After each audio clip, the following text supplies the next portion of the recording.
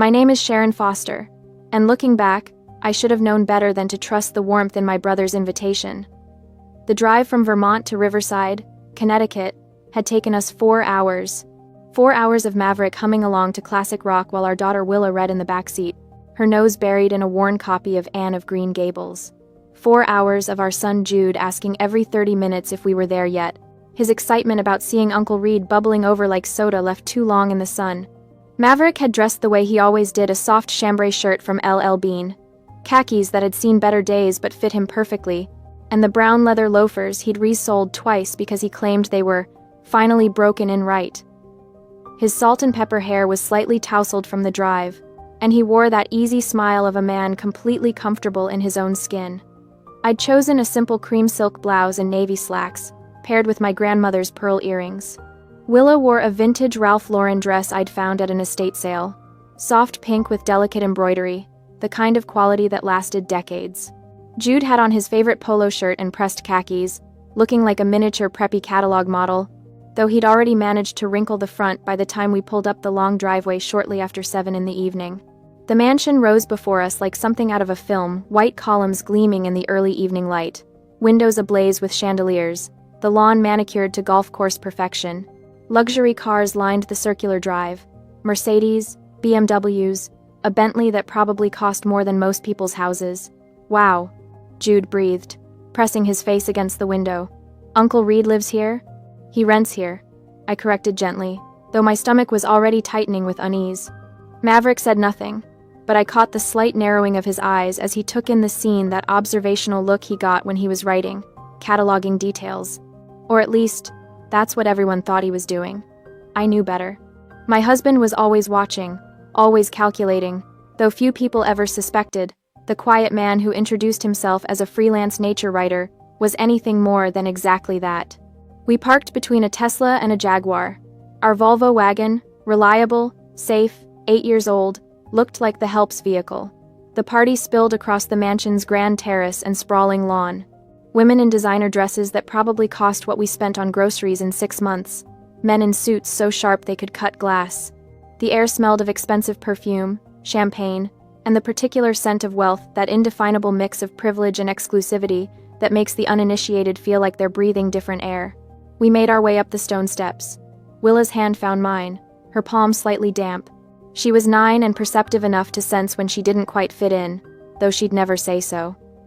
"You look beautiful, sweetheart," I whispered to her. She squeezed my hand in response. A coordinator with a clipboard and a smile that didn't reach her eyes intercepted us at the entrance. "Names, please?" "Sharon Foster. This is my husband, Maverick Miller, and our children." She scanned her list, her expression shifting almost imperceptibly, not rude. Exactly, but cooler. "Ah, yes, the Vermont family. Right this way." I felt Maverick's hand settle lightly on my lower back as we followed her through the crowd. We passed the VIP zone, a raised section of the terrace with the best view, the best lighting, intimate clusters of cocktail tables draped in ivory linen. That's where I spotted Reed, my younger brother, holding court in a navy suit that probably cost $3,000. He saw us. Our eyes met. For a moment, I expected him to wave us over, to introduce us proudly to his fiancée's circle. We'd driven 4 hours. I'd brought a gift, a first edition book I'd found for Helen, something I thought she'd appreciate. Instead, Reed's eyes flickered with something I'd never seen directed at me before: embarrassment. He glanced at the guests around him, all perfectly coiffed, all radiating that new money shine, then back at us in our L. Bean and vintage Ralph Lauren. He didn't move. The coordinator led us past the VIP zone, past the main seating area with its strategic proximity to the bar and the dance floor, past even the secondary tables. We ended up at a round table tucked in the corner near the kitchen door, where servers rushed past with trays and the music was muffled by the wall. The lighting was dimmer here. The view was of the service entrance. This was the fringe. "Enjoy the party," the coordinator said, already turning away. Maverick pulled out a chair for me, his movements unhurried. He helped Willa into her seat, then Jude. When he finally sat down beside me, he was silent, but I saw his jaw tighten just barely, just enough. "Mom, why are we sitting by the kitchen?" Willa asked quietly. "It's fine, honey. We can see everything from here." I lied. my voice bright. But we both knew. The seating wasn't random. It was a statement. Across the terrace, Reed laughed at something one of his guests said. Champagne flute raised high. He didn't look our way again. Maverick leaned back in his chair, his fingers drumming once-twice against the tablecloth. To anyone watching, he looked relaxed, mildly interested in the spectacle around us. But I knew that look. I'd been married to this man for 12 years. He was taking notes, and Maverick Miller's notes always came with consequences. The party hummed around us like an exclusive machine we weren't meant to understand. Waiters glided past our corner table with barely a glance, their trays angled toward the VIP section. Laughter floated from the center of the terrace, where Reed and his fiancée Helen held court under strings of Edison bulbs that cast everything in a golden, flattering glow. Our corner had fluorescent spillover from the kitchen. Jude kicked his feet under the table, still excited despite our exile. When do we get to eat? I'm starving. Soon, buddy, Maverick said, ruffling his hair. He'd maintained that easy demeanor since we sat down, but I noticed he'd positioned his chair at a slight angle the better to observe the entire party. The writer's eye, people always said. Always watching for material. If only they knew. Movement caught my attention. Helen was gliding toward us, her champagne-colored dress catching light like spun sugar. She was beautiful in that calculated way, every hair in place, makeup applied with surgical precision, jewelry that announced its price tag without needing words. At 28, she'd perfected the art of looking expensive. She stopped at our table, smile fixed in place like a crown. Sharon! Her voice carried that particular tone of false warmth I'd heard before, usually right before someone delivered an insult wrapped in concern. I'm so glad you could make it all the way from Vermont. It must have been quite the journey. 4 hours, I said evenly. Not bad at all. Well, you're braver than me. I couldn't imagine living so far from civilization. She laughed, a tinkling sound. But I suppose that's the artistic lifestyle, isn't it? Reed told me you work for a nonprofit. That must be so. Fulfilling. The way she said fulfilling made it sound like a consolation prize. Maverick's hand found mine under the table, his thumb brushing my knuckles. A silent reminder, let her talk. It is, I said simply. Helen's gaze swept over our children, lingering on Willa's dress. And this must be your daughter. What a sweet, vintage dress. Very quaint. Willa's smile faltered. At 9, she couldn't quite parse the insult buried in the compliment, but she felt its edge. It's Ralph Lauren, I said, my voice measured. From the 80s. Better quality than most things made today. Oh, absolutely. Vintage can be charming. Helen's smile sharpened. It's just that people here tend to prefer current collections, you know? Straight from the runway. But there's something to be said for making do with what you have. Very resourceful. Making do, as if we were one step from a thrift store out of necessity rather than choice. A waiter appeared at the VIP section with a tray of canapes. Helen excused herself with a graceful wave and returned moments later, shepherding a small group of guests in our direction like a safari guide pointing out exotic specimens. Everyone, this is Sharon Reed's sister. She gestured at me with her champagne flute. She lives secluded in Vermont to find artistic inspiration and works for a nonprofit. A life that is, well, very chill, but surely a bit removed from our fast-paced world, isn't it? The guests smiled politely, their eyes sliding over us with practiced disinterest. I could read the narrative Helen was spinning, the sister who couldn't hack it in the real world, who'd fled to the countryside to play at being rustic, who now attended events like this as a reminder of what she'd left behind or failed to achieve. Actually, Maverick said mildly, speaking for the first time since Helen arrived, Sharon manages complex projects with multiple stakeholders and 7-figure budgets. The nonprofit sector requires quite a bit of pace, just less emphasis on profit margins. His tone was pleasant, conversational even. But there was steel underneath, the kind that most people missed, because Maverick had perfected the art of seeming harmless. Helen's smile didn't waver. Of course! Nonprofits are so important. Though I imagine the salary must be quite modest compared to the private sector. But that's the sacrifice one makes for passion, right? She moved on before I could respond, her entourage following like ducklings.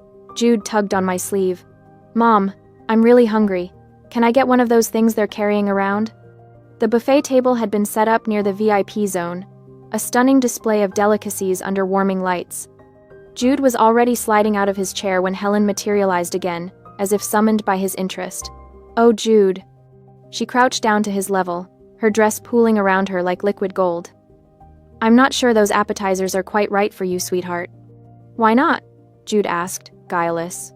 "Well, they're foie gras and caviar, very acquired tastes. I'm afraid since you haven't had proper palate training, you'll find them hard to swallow." She tilted her head sympathetically. "Tell you what, I'll have the kitchen make something friendlier for you. How about spaghetti? Or fried chicken? I'm sure you're more used to those at home." The implication hung in the air like smoke. Your family only knows fast food and simple fare. You don't belong at this table, literally or figuratively. Jude looked confused. "But I like trying new things." "No need, Helen." I stood, placing my hand on Jude's shoulder. My voice was quiet but firm. "The children will sit here and eat with their parents. We teach our kids to experience everything. They don't need to be separated." For the first time, Helen's smile cracked slightly. "I was only trying to help." "We don't need help." I guided Jude back to his chair. "But thank you." Helen straightened, her expression cooling several degrees. She glanced at Maverick, perhaps expecting him to contradict me, to apologize for his wife's stubbornness. But Maverick just smiled blandly at her, the way he smiled at everyone, pleasant, forgettable, utterly unreadable. "Suit yourself," Helen said finally, "though I'd hate for the children to be uncomfortable." She swept away, leaving a wake of expensive perfume and unspoken judgment. The table fell silent. Willa picked at her napkin. Jude's excitement had dimmed considerably. Across the terrace, Reed remained absorbed in his VIP bubble, laughing and toasting, completely unaware or willfully ignorant that his fiancée was treating his family like second-class citizens. Maverick leaned over to Jude. "Hey, buddy, want to know a secret?" Jude nodded. "The best food at parties is always whatever you enjoy most. Doesn't matter if it's caviar or chicken fingers. If it makes you happy, it's the best." He winked. "And between you and me, I'd take a good burger over fish eggs any day." Jude giggled, some of his sparkle returning. But I saw the way Maverick's gaze tracked Helen across the terrace, the way his jaw set just slightly tighter. My husband was many things: patient, observant, slow to anger, but he was also fiercely protective, and someone had just insulted his children. I had a feeling Helen had no idea what she'd just set in motion. The party had reached its crescendo by 10 minutes to 8, but at our table, I was halfway through explaining to Jude why he couldn't have a third canapé when I noticed Willa's empty chair. My daughter had excused herself to the restroom 10 minutes ago. The knot in my stomach tightens. I stand, scanning the crowd for her blonde head, her vintage Ralph Lauren cardigan, the one I'd found at an estate sale, pristine condition, better quality than anything in Helen's closet. Then I see her. Willa is walking back toward our dark corner, but something's wrong. Her shoulders are hunched forward, her arms wrapped around herself like she's trying to disappear. Even from here, I can see the redness around her eyes, the way she's blinking too fast. She slides into her chair without looking at me. "Willa?" I lean closer, keeping my voice low. "Honey, what happened?" She shakes her head, her jaw clenched tight. That's when I know it's bad. Willa doesn't cry easily, she's too much like me, holding everything in until it cracks. "Sweetheart, talk to me." Her voice comes out strangled, barely above a whisper. "Can we just go home?" My heart breaks. What happened? "Some kids." She swallows hard. "There were these girls by the bathroom. They were maybe 12 or 13 and they pointed at my shoes." I look down at her feet. The suede flats, soft taupe, classic silhouette, worn but well-maintained. I'd bought them at a vintage boutique in Vermont because they were real quality, the kind that lasts, they said. Willa's voice cracks. "They said I was wearing poor person shoes. They asked if we got them from a donation bin because they looked so old." The rage that floods through me is white-hot and instantaneous.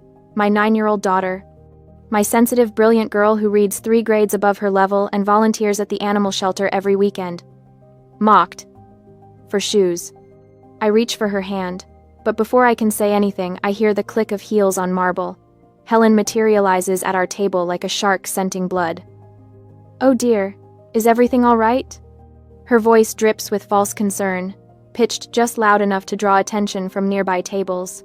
Several guests turn to look, champagne flutes pausing mid-sip. "We're fine," I say flatly. "Are you sure?" Because Willa looks upset. Helen tilts her head, her expression a practiced mask of sympathy. "Did something happen?" I open my mouth, but Willa speaks first, her voice small. "Some girls made fun of my shoes." Helen's eyes flick down to Willa's suede flats, and I see it that microsecond of satisfaction before she arranges her face into understanding. "Oh, sweetheart." She crouches down, putting herself at Willa's eye level in a performance of compassion. "You know, children here are raised differently. Their parents are business leaders, philanthropists. These kids are being groomed for Yale, for Harvard. They have very refined standards." My fingers curl into fists under the table. Helen continues, her voice taking on a teacherly tone. "Honestly, Sharon, I've been worried about this. The children, they're not used to, well, to being in environments like this. Living so isolated up in Vermont, without regular exposure to proper social settings." She sighs, shaking her head. "It causes culture shock. They don't understand the expectations." The words hang in the air like poison. She's not defending Willa, she's defending the bullies. "Maybe next time?" Helen says, standing and smoothing her dress. "You could prepare them better? Make sure their clothing is more appropriate for the occasion? It would save everyone the awkwardness." The crowd is watching now. I can feel their eyes on us, on my children, judging. Helen's implication is crystal clear. "This is your fault, Sharon. You brought your backwoods children to a place they don't belong, dressed them like charity cases, and now everyone's uncomfortable." I'm shaking. I want to scream, to tell her exactly what I think of her and her refined standards, to drag her outside, but I'm frozen, because Reed is here, somewhere in this crowd, and he's my brother, my only sibling. If I make a scene, if I cause chaos at his engagement party, I'll be the villain in this story. I stand abruptly, my chair scraping against the floor. Helen's smile widens, victorious. She thinks she's won. Then Maverick stands. The change in him is immediate and terrifying. Gone is the gentle, soft-spoken man who spent dinner quietly eating pasta. The air around him seems to drop 10 degrees. He stands to his full height, moving with the kind of controlled precision that makes people instinctively step back. He doesn't say a word. He simply stands there, one hand adjusting the button of his suit jacket that fits him like it was painted on, and the silence spreads outward like ripples in water. Conversations die, mid-sentence. Glasses stop clinking. Maverick doesn't look at Helen. He looks at me. His blue eyes are calm, cold, and completely focused. There's a question in them, one we've asked each other 1,000 times in our 17 years together. Have you had enough? It's the same look he gave me the day I told him about the harassment at my old job. The same look before he quietly made a phone call that resulted in my former boss being audited by the IRS. Maverick doesn't make threats. He doesn't need to. I think about Willa's red eyes, about Jude's confusion when he couldn't have a burger, about being shoved into a dark corner while Helen parades around in a dress that costs more than our monthly grocery bill. I think about my brother, who I drove 4 hours to celebrate, who hasn't once come to check on us. I look at Maverick and nod. The decision is made. Helen's smile falters as she realizes something has shifted. She takes a small step back, her eyes darting between us, suddenly uncertain. Maverick's expression doesn't change. He reaches down, helping Willa out of her chair with infinite gentleness, then does the same for Jude. "We're leaving," I say, my voice steady now. And in that moment, with my husband's silent strength at my back and my children's hands in mine, I choose their dignity over my brother's party. I choose us. Several nearby conversations paused. I can feel the attention shifting toward us, the whispers starting. Helen's uncertainty evaporates instantly, replaced by barely concealed triumph. She straightens, that megawatt smile returning full force. "You know what? I think that's probably the smartest decision you could make right now." Her voice carries, projecting to the growing audience of guests pretending not to stare. "This is my house, after all. Mine and Reed's. I have to maintain a certain image for our business partners, our investors." She emphasizes those last words, letting them land like stones. "My house, My house. My house. The claim hangs in the air, territorial and absolute. She's not just dismissing us, she's evicting us. From her domain. Like we're trespassers who've overstayed our welcome. I'm gathering Willa's small purse when I catch at a flicker of something crossing Maverick's face. Not anger. Not indignation. A smirk. It's gone in an instant. So quick I almost think I imagined it. But I know my husband. I've seen that expression exactly 3 times in our marriage. Once before he negotiated a hostile takeover. Once before he systematically dismantled a competitor who tried to poach his entire executive team. And once before he outbid a Russian oligarch for a property in Manhattan just to prove a point. It's the look of a man who's been handed exactly what he wanted. Sharon? Sharon? Reed's voice cuts through the murmur of the crowd. He's pushing through the guests, his face flushed and confused, his tie slightly askew. He looks tired, the kind of bone-deep exhaustion that comes from trying to keep up appearances all night. What's going on? He reaches our table, eyes darting between me and Helen. Why are you guys leaving already? Helen immediately shifts gears, her hand flying to her chest in a gesture of wounded innocence. Oh, Reed, honey, it's not. I mean, Sharon said she wanted to leave. I think she's just not comfortable here. The vibe isn't really. She trails off delicately, letting him fill in the blanks. The implication is clear. Your sister doesn't fit in with our crowd. Reed's face crumples with guilt and confusion. Sharon, I'm so sorry. I didn't mean for you to feel. He runs a hand through his hair, making it stand up in stressed peaks. Maybe you should take the kids back to the hotel? Let them rest? You must be tired from the drive and... He's apologizing. To me. For Helen's behavior. And he has no idea. My brother, standing in this mansion's grand foyer, surrounded by crystal and marble and imported flowers, actually believes he lives here. Believes this is his home, his party, his life. He has no clue that every piece of furniture he's lounging on, every room he's hosting in, every inch of this partnership with Helen exists because Maverick decided to be generous 3 years ago. Reed thinks he's the host, the master of the house. In reality, he's a tenant, whose lease is about to expire. It's fine, Reed, I say quietly, slipping my arm around Willa's shoulders. We'll get out of your way. No, it's not. He's flustered now, aware that people are watching, that this doesn't look good. You came all this way. I wanted you to be here. Reed, sweetheart. Helen touches his arm, her voice honey-sweet. Let them go. Sharon clearly wants to leave, and we have guests to attend to. The Castellanos were asking about the investment timeline, and... She's steering him away, redirecting his attention like she always does. Reed's shoulders sag in defeat. He shoots me one more apologetic look before allowing himself to be led back toward the center of the party, toward the lights and the laughter and the people who matter in Helen's world. Maverick is silent beside me, helping Jude into his jacket with methodical care, but I see it again, that tiny quirk at the corner of his mouth when Helen said, "My house." Maverick? I murmur as we start toward the door. Not yet, he says softly. His voice is calm, almost pleasant, but there's something underneath it, something that makes the hair on the back of my neck stand up. We're almost to the foyer when Helen's voice rings out behind us, bright and performative. Drive safely. And Sharon, maybe next time, let us know if you need recommendations for the children's clothing. I know some wonderful boutiques that aren't too expensive. The laughter that follows is polite but present. Several guests are openly watching now, champagne flutes in hand, entertained by the drama. Willa's hand tightens in mine. Maverick stops walking. He doesn't turn around, doesn't react visibly, but something shifts in the air, a change in pressure, like right before a thunderstorm breaks. He reaches into his jacket pocket and pulls out his phone. The motion is casual, unhurried. He taps the screen a few times, scrolling through something. Actually, he says, his voice carrying effortlessly across the marble foyer, before we go, there's something I need to discuss with Reed. The room goes quiet. Helen's smile freezes. I'm sorry, what? Maverick finally turns, and the look on his face is pleasant, professional. The expression of someone about to discuss a minor contract detail. Reed, he calls out, could you come here for a moment? It's about the house.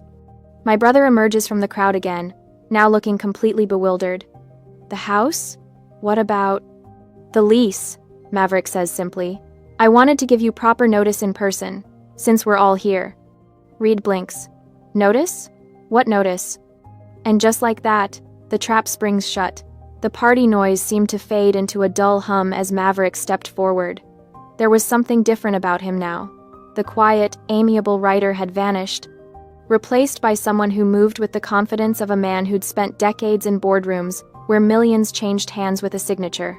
Reed, Maverick said, his voice low but carrying an authority that made several nearby guests turn their heads. Do you remember the name of the parent company on the lease you signed? My brother blinked. Confusion, replacing the embarrassment that had been written across his face moments before. What? Why would that matter right now?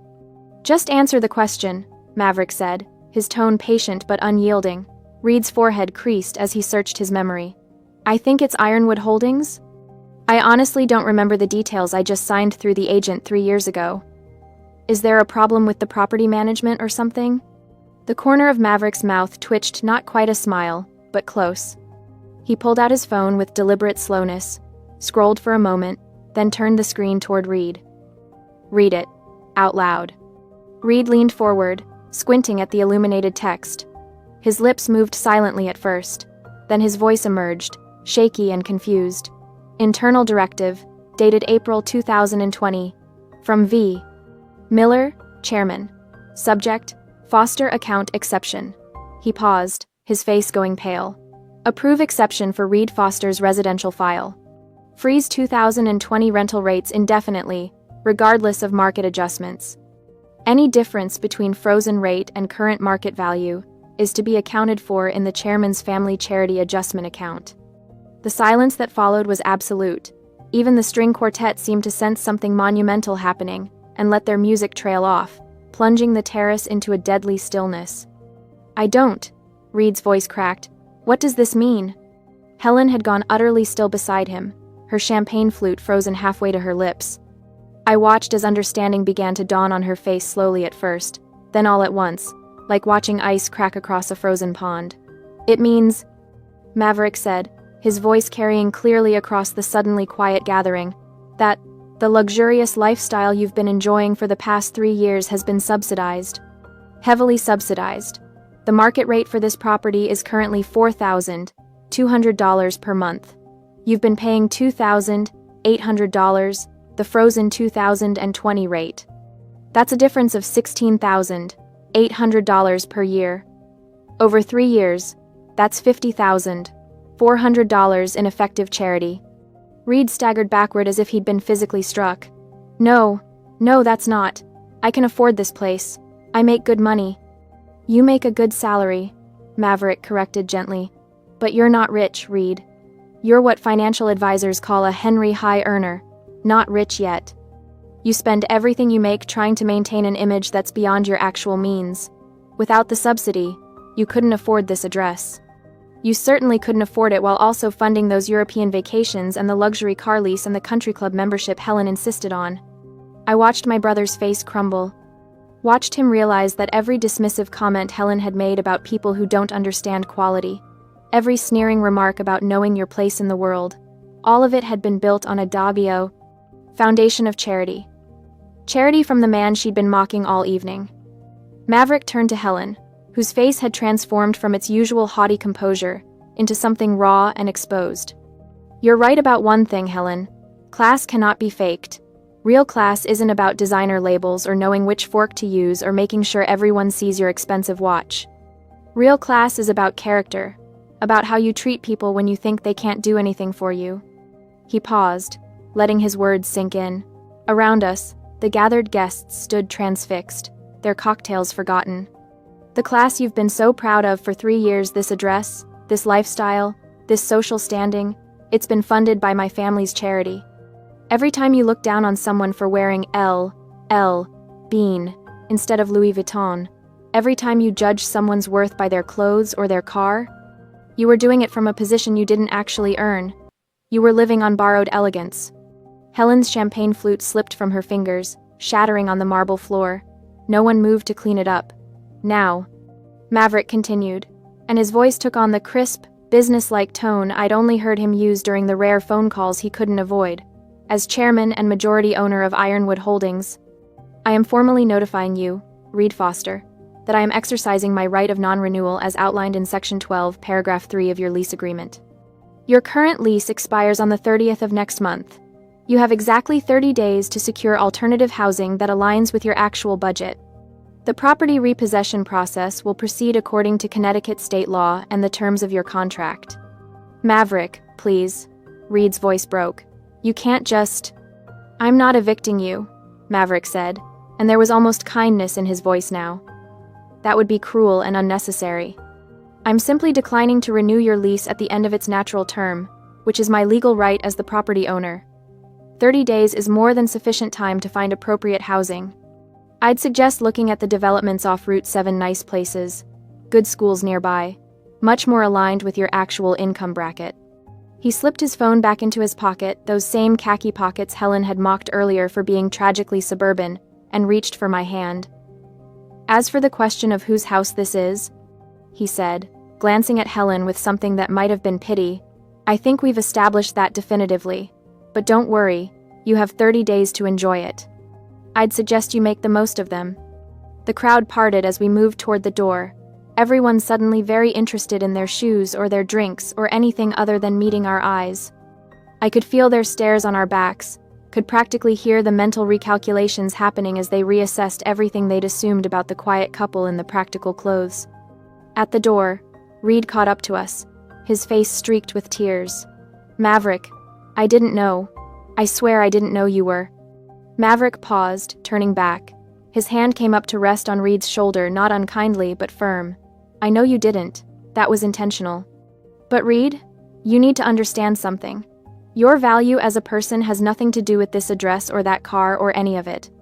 When you figure out where your true worth lies, when you can see it in yourself without needing these expensive props to prove it, then we'll talk. Really talk. But until then... He didn't finish the sentence. He didn't need to. The cool night air hit my face as we stepped outside, and I drew in a deep breath that felt like the first real breath I'd taken in hours. Behind us, the mansion glowed with warm light, but the warmth was deceptive. I could still feel the chill of judgment that had permeated every corner. Willa's hand squeezed mine as we walked toward the car. Mama, are we leaving without saying goodbye? Sometimes, I told her. The best goodbye is just walking away with your head held high. Jude was practically bouncing on his toes, his earlier misery forgotten in the excitement of the dramatic exit. Dad was so cool. Did you see Aunt Helen's face? She looked like she swallowed a lemon. Jude, I said, but there was no real reproach in my voice. Maverick unlocked the car, our practical, 7-year-old Subaru with the dent in the rear bumper from when I'd misjudged the garage wall, and we all climbed in. As he started the engine, I glanced back at the mansion one last time. Through the tall windows, I could see figures moving, gathering, no doubt dissecting everything that had just happened. Reed stood on the front steps, Helen nowhere to be seen. I almost feel bad for him, I murmured.